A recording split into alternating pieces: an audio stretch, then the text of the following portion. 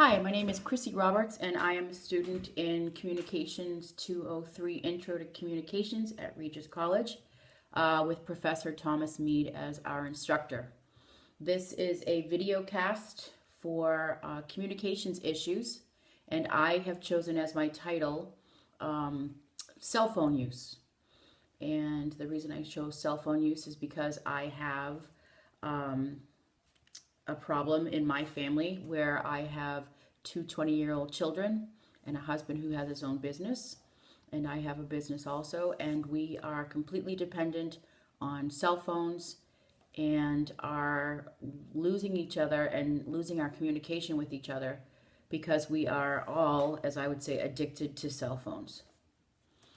I think that we have evolved as a society from a world where a cell phone was a benefit for us. It was sort of like a reward to have a cell phone because it gave you accessibility to other people, when you needed it. Now we have come to a place where cell phones are so important that if someone forgot their cell phone, they would turn around and drive to their house to get it.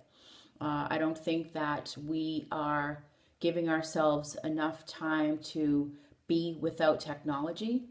And I think that the reason for that is because the cause of that is because cell phone companies have made it through marketing something that we need to have, or we're not considered to be cool. Today kids go on all of these apps where they are having social media with Facebook, with Instagram. They're talking to each other. They're meeting people from all over the world. And to them, that's exciting. One of the issues that I have with cell phone use is that really people are learning to become less social because they don't have to have interaction. I'm noticing that when I walk down the street, I cannot see anybody who's not either checking their cell phone, talking on their cell phone, or texting someone.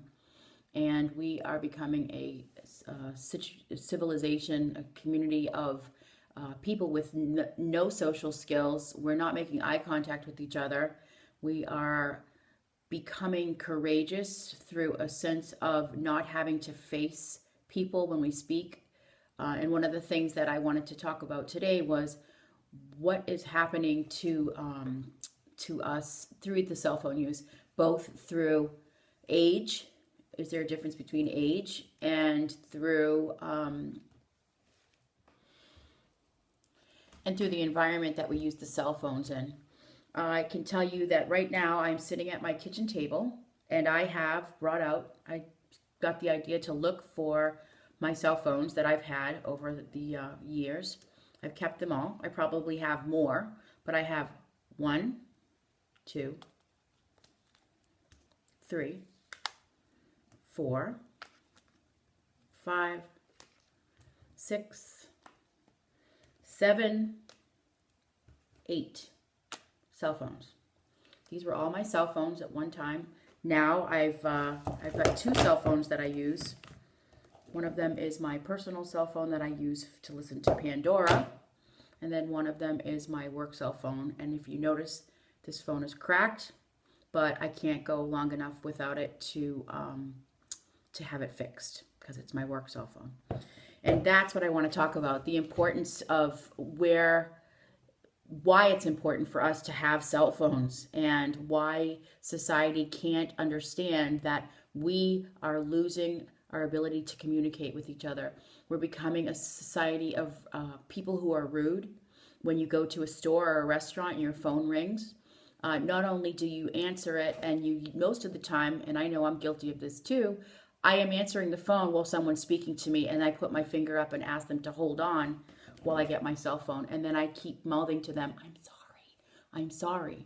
And this is something that's completely unacceptable, and it should be unacceptable because first of all, it's rude, and second of all, it's becoming the norm. It's okay for people to be shushed and stopped because the person on the other line that's calling us is obviously more important to us than they are.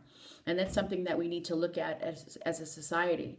There was a study done.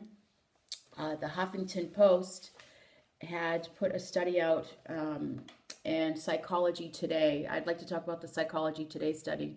They did a study January 26, 2014, where they talked about how cell phones are changing the social interaction of people, and whether or not that was true, and whether or not social interaction was changed based on the age of the people using the phones, or what other skills.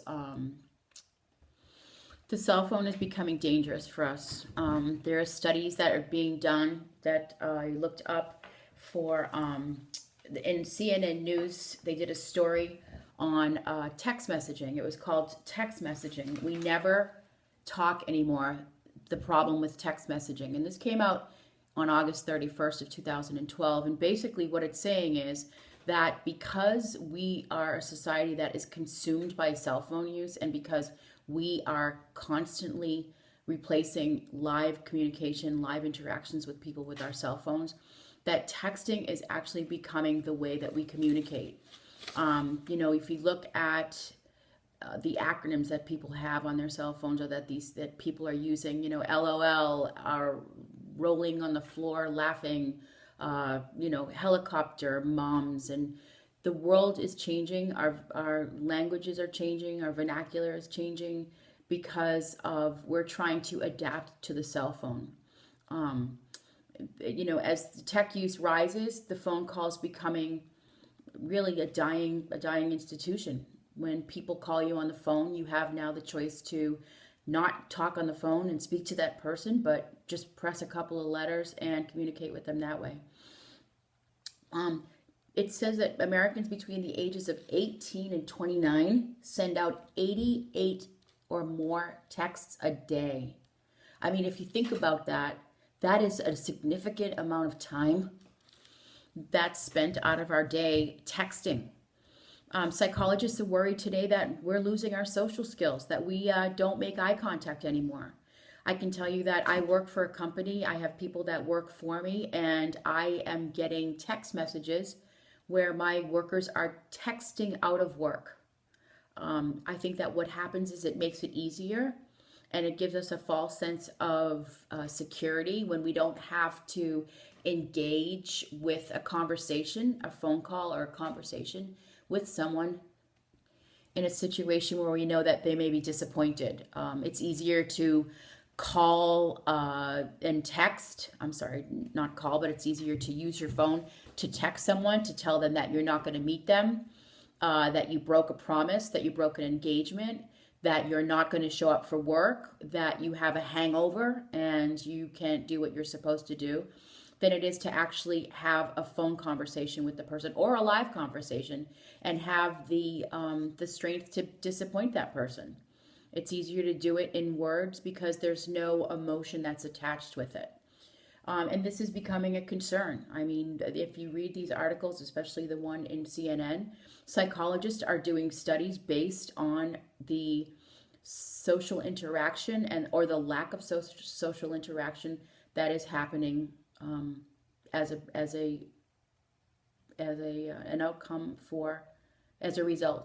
result of not having to face people anymore.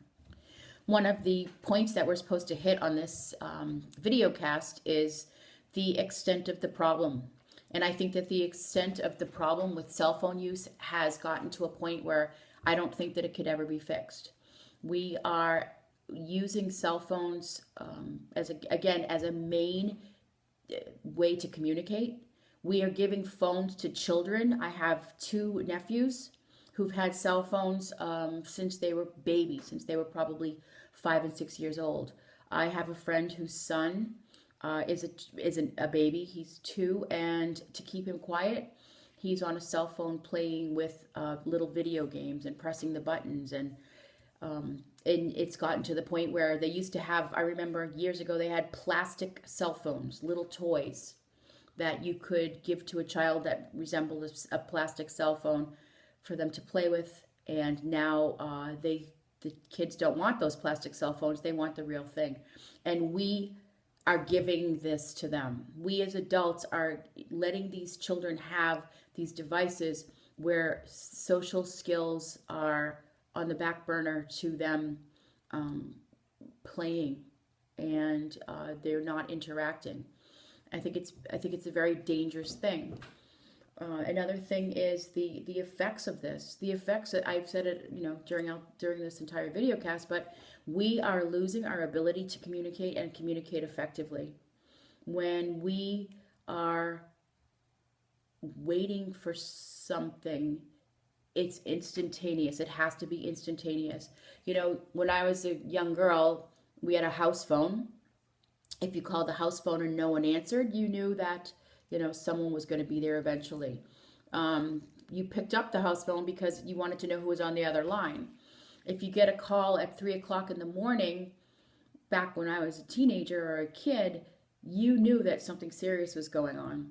Today, there's a study out in the Huffington Post that was done on February 2013 that actually looked at how cell phones are affecting people's sleep, because children and teens are taking their cell phones with them to bed. They're texting in the middle of the night. They're being woken up by bells and whistles or lights that go off, and their sleep habits are being affected by this. This has serious repercussions on mental status. And what the Huffington Post pointed out is that the cell phone is really at an epidemic level right now, that it's not only disturbing the way we communicate, but it's getting physically bad for us because we have bad habits. They did a study as part of this Huffington Post research that said that 60% of teenagers the study shows that people exposed to the mobile radiation take longer to fall asleep from their cell phones, and that also the wireless signals and the sleep signals that we have, they're important for recovery, because we need our sleep to rejuvenate us from the daily grind. We need to get a good night's sleep. We need to go into REM. And this is being impeded by the cell phones that we have with us in our beds. I have a daughter who I probably can safely say has not had a complete night of sleep probably for the past, 7 years, because she wakes up to answer her text messages. She sleeps with her cell phone right at her pillow. And this is where we're going. It's very frightening.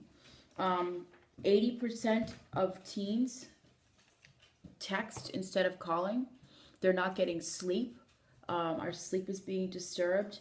It's just something that we need to really seriously take a hard look at. And what's so interesting to me about the communication issue that we have with cell phones is it's a multi-pronged problem. It's a multiple there's multiple legs to this problem that we need to work out. And cell phone companies themselves are investing money into researching exactly what's happening with the cell phone use. It's crazy. And I think that we are obligated to do something about it. We have to fix it. Again, I can tell you that myself, I am guilty of texting and driving. It's against the law, but we've become a society where everything has to be done quickly. Everything's important. Cell phones give us that sense of security to be able to communicate right away.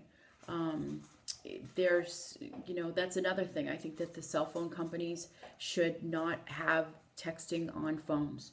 If it's a known fact that texting is killing people because they're driving and texting, or innocent people are getting killed as a result of texting and driving, I think that the cell phone companies have an obligation to stop that from being able to be done.